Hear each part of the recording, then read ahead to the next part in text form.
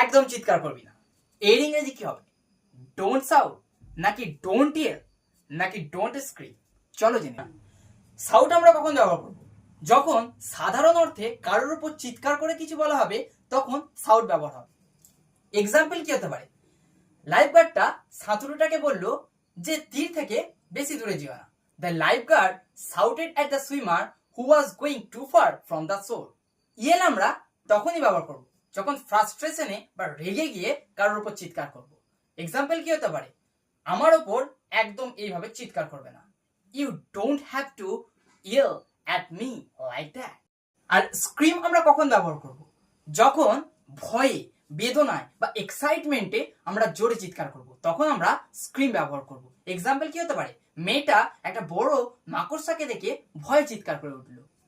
See let out a scream of terror when she saw the large spider। যদি ভিডিওটা ভালো লেগে থাকে তাহলে সাবস্ক্রাইব করে